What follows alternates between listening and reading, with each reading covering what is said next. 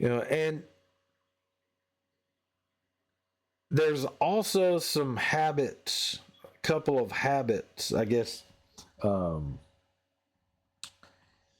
or more thought processes that we want to have, whether we're using them as affirmations in an affirmational way or just a way for us to be able to bring the mindset in and work on our mindset. There's a few of these traits that we want to really think about and bring into our kind of our sphere of consciousness, I guess you could call it. The first thing is this idea that you're deserving. I am deserving. These are all going to help contribute to that mindset. Because if you think and act in a way that you know that you're deserving, you are deserving of whatever it is, of the love, of affection, of you deserve to have XYZ. That's going to show in a variety of ways, in your attitude, in your mindset, in all that you do.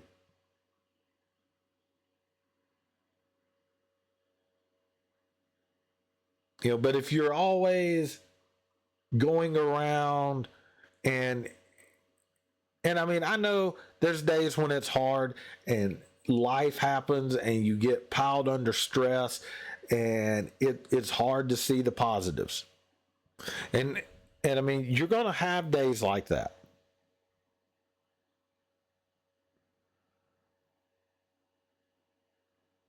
But overall, when you can stay focused and stay positive, you're going to make a difference.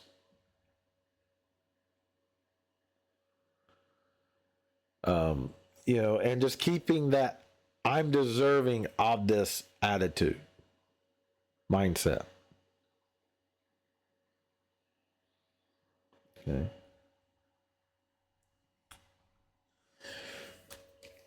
Another one of these thought patterns is I'm ready.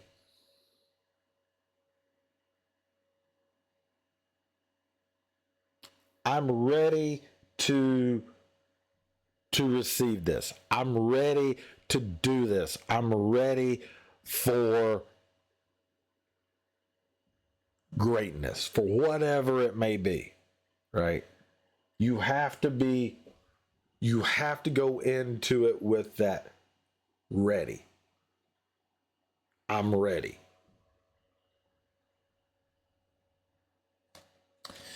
All right. The next mindset piece here is I'm capable.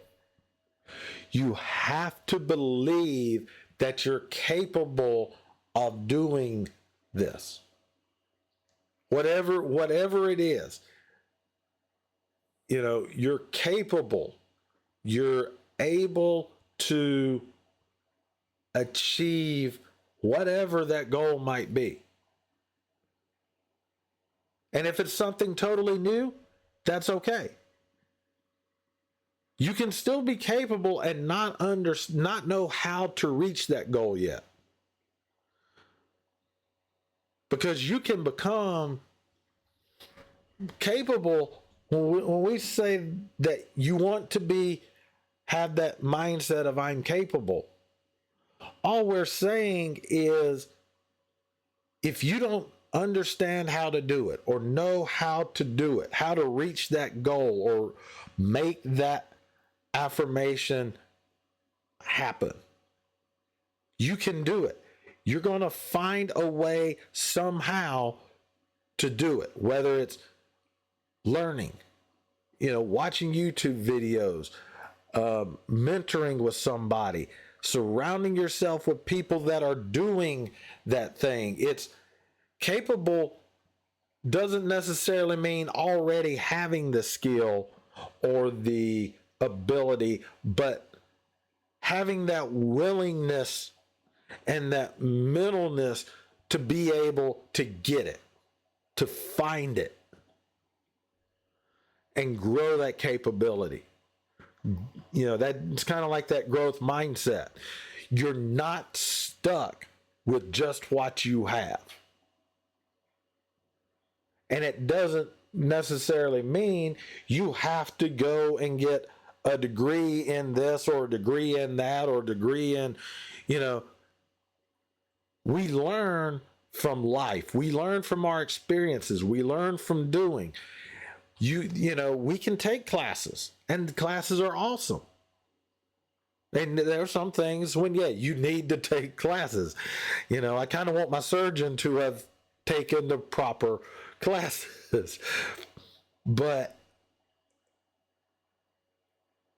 there's a lot of things we can do if we have that mindset and that drive of just saying, yes, I can do this.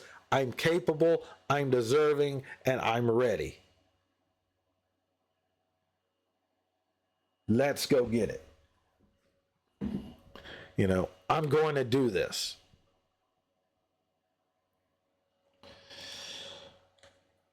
Being, like I said earlier, being open is another one of those traits. You may not understand it, but if you're at least being open to explore the avenue, explore the possibilities, being open with the idea of doing affirmations and just see what happens. I mean, it's not going to hurt anything, right?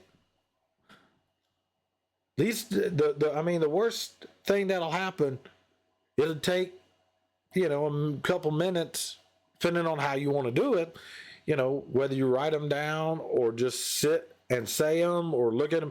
It'll take a couple of minutes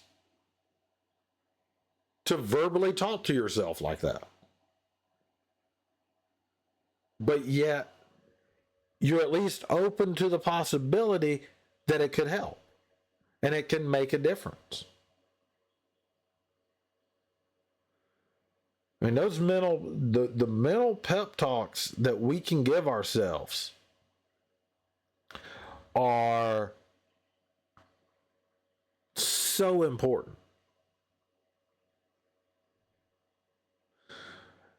Because, I mean, if you think about it and think about what we see just going through life on a day-to-day basis. If you watch the news or, going to work, you're surrounded by so much that can drag you down, that can, suck hope or energy out of you, right? Having these tools and these processes are going to help you combat that. So you still have gas left in the tank. And you're still going to be able to get up and move on. And keep going. And that's one reason why now I'm finding myself looking and diving deeper into the tapping and the havening and some of these other techniques aside from just the meditation stuff. because I'm open to exploring. I've seen how meditation can help. And now I'm open to exploring to see what some of these other techniques can do. Because it's all about finding a toolbox, finding the right tools that we can put in our toolbox, that we can pull from in various situations. Because there's not a one size fits all tool for everybody. And there's not a one size fits all tool for an individual for every situation. We need to have a variety of tools. We need to have our multi-tool, right?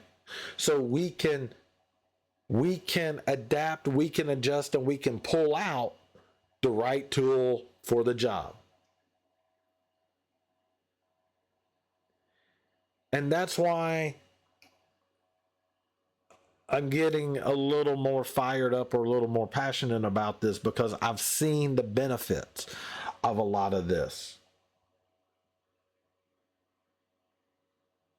And I never would have believed it up until a year ago. It never really fully clicked.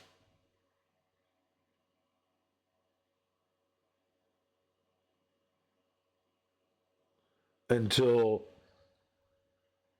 then, when all of this started happening and I started going through, figuring out this whole mental anxiety deal, and started working and trying to work through it, then all of these things just kept lining up, and it all started clicking. So I'm like, okay, I'm just going to explore this more. And the more I saw it working and helping, the more I decided, okay, I need to start trying to figure this out so I can share it with other people, because I can't be the only one that experiences that. That anxiety doesn't always hit you the way maybe you expect it to. Exactly. Exactly, Seth. You want to be prepared for any challenge that comes your way. And some of these things will resonate with some people. Some of them they won't. And that's okay. But at least knowing about it and being able to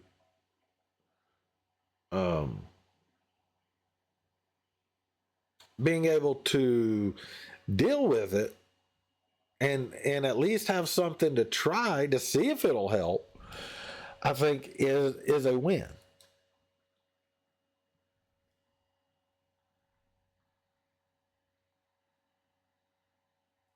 And one other way that you can kind of look at this when you're feeling a little down, or you feel a little discouraged, is approach it as if you're a role model, whether you're trying to be a role model or not. Because one of the things I found too is when you're doing something that you think is going to benefit somebody else, it's a lot easier to do it and to kind of stay on track with it.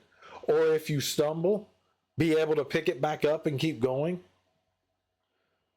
And I think it's almost like the accountability type partner relationship, because somebody's there. There's going to be somebody there counting on you or checking in on you, and you don't want you don't want to let them down. You don't want to feel discouraged or whatnot. And I think part of it kind of flows in that kind of avenue. That it does make for a easier way to go, and it's not really that far from the truth. Whether or not you see yourself as a role model or are setting yourself out to be a role model, we all are to some degree. Because when we're out in public or we're on camera, wherever, when we're interacting with other people, they're watching. People are watching us, right? And they're going to see how we react to situations, how we handle different situations, how we're able to compose ourselves and carry ourselves. They're going to observe these things. Whether it's intentional or not, and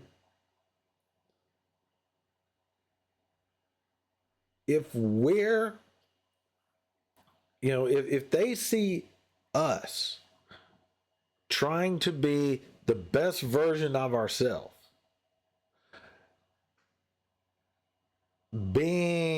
acting in that honorable way, acting in the honest way, not trying to pull anything over on anybody, and just being, they're gonna see that. And like we talked about before, just smiling at somebody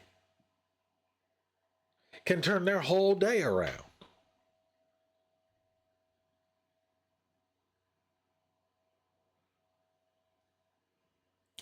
So in a sense, we are all role models because we don't know how our interactions with people,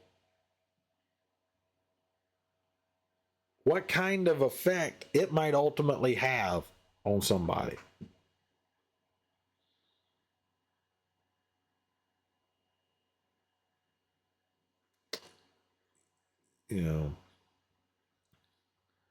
And I think that's one of those that, if I stop and think about it that way, that's one of those that really kind of hits hits me a little bit, is that, wait a minute,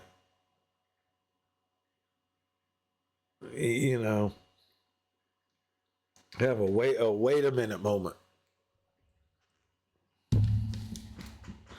But that's, and while those are traits that we want to aspire to, that can also be, that can also be our,